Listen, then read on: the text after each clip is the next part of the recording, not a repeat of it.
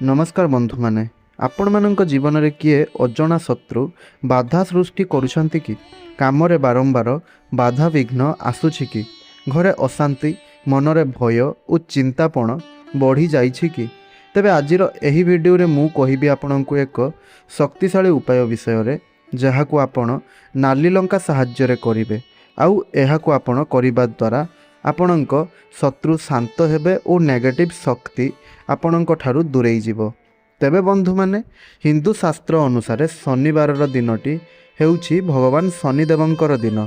शनिदेव न्यायर देवता अटंती जिए कि कर्मर फल प्रदान करिथांती। नाली लंका को एक दिव्य चमत्कारी वस्तु बोली माना जाइथाए। एहा द्वारा नेगेटिव एनर्जी नजर दोष और शत्रु बाधा को दूर करा जाए। तेबे बंधु माने एही उपाय को किपरि करिवे ताहार प्रक्रिया प्रथमे जानंतु।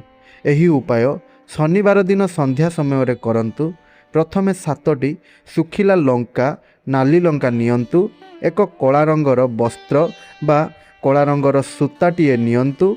एही 7टी लंका को हाथ रे धरी निज मुंड उपरे 7 थर घुरांतु। एहा करिबा समय रे मने मने निजर शत्रुंक नाम कुहंतु बा भाबंतु।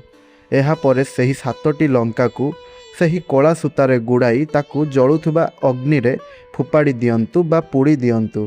शेषरे ओम शनिदेवाय नमः एही मंत्र 11 थर जप करंतु। एहा सहित एही जरूरी कथा गुड़िक मध्य ध्यान रे रखंतु। एही उपायटी करिबा बेले काहाकू किछि भी आपण कहिबे नाही। लंका को अग्नि रे पकाई फेरिबा बेले पछकू बुली करी आपण देखिबे नाही।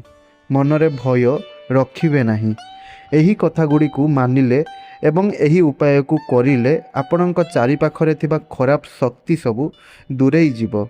एही उपाय को करिबा द्वारा आपणकू एही लाभ गुड़िक सबु मिलिथाए ताहा जानंतु।